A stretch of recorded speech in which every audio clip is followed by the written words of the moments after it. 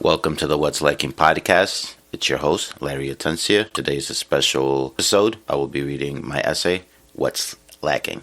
Dictionary.com defines slacker as an especially educated young person who is anti-materialistic, purposeless, apathetic, and usually works in a dead-end job. This definition captures the mood of my 20s exactly, and it's a mood that still permeates the culture at large. Slacking is a part of a family of related concepts which include sloth, or in its Latin form acedia, laziness, boredom, and procrastination. Each has been more or less dominant based on historical context. To gain a fuller understanding of slacking, it would be fruitful to juxtapose it with a few of the other related concepts. Let's start with sloth acedia as understood in the Catholic Middle Ages. Thomas Aquinas describes sloth as an inward, oppressive sorrow which, to wit, so weighs upon man's mind that he wants to do nothing. This listlessness of the soul led to sin, because it made the slothful wary of the hard work and effort required to act virtuously, and because it was seen as a rejection of God's grace. In this context, sloth was the insolent refusal of the spiritual joy given to all through God's charity. With the Protestant Reformation, a shift occurred in how people related to work. Whereas Catholicism emphasized deeds of charity in order to be virtuous, Protestantism emphasized a believer's particular calling. An individual's calling was the God-given occupation it was their duty to fulfill in the world. Here, an unwillingness to work fruitfully or laziness was seen as a sign of lacking God's grace and damnation. This new religious ethic to work was the animating spirit that allowed capitalism to become dominant in Protestant Europe and its offshoots. With the Industrial Revolution, the Enlightenment replaced the Protestant work ethic as the cultural framework that explained capitalism's ascendancy in its new techno-scientific phase. The new Enlightenment ethos centered on rationalism and the scientific method as the best way of understanding the world, and on secularism and individualism as the best way of organizing the socio-political realm, severely undermined the authority of religion, God, and anarchical rule. Workers in factories, no longer bound to older religious traditions, but under the control of rationality as efficiency and productivity, responded by separating idleness from the no longer relevant idea of sin and changing it into a positive trait that was appropriate to the new industrialized situation. The repetitive and menial tasks the workers were employed to do, and which made them mere cogs in a larger machine,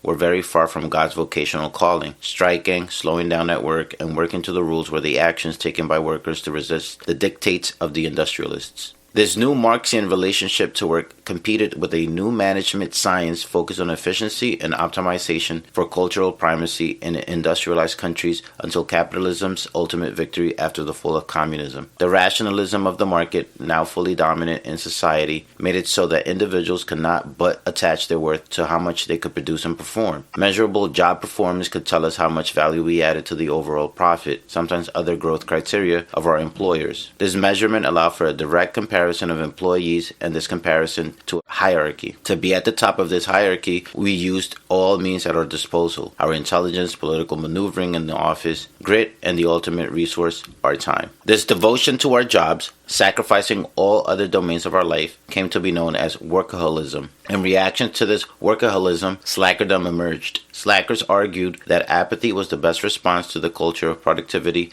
and job optimization. And if working hard and hustling were required to achieve quantifiable metrics of success, then slackers would do the opposite. Theirs was a passive resistance to the dictates of productivity. What had been a world historical social struggle between the proletariat and capital transformed into the internal psychological struggle in individuals between workaholism and its refusal. As a negative self-definition with no positive content, slackerdom was a dead end. It did not support a person's need for purpose and meaning, but neither could productivity and workaholism offer fulfillment. Quality of life was something that those that live for quantification and those that live in apathetic detachment could not grasp. The question of what could help us overcome this existential impasse became the central one for individuals living at the end of history. In a future post, I'll look at some of the ways people have endeavored to solve this crisis of meaning and purpose. Thank you for listening. Take care.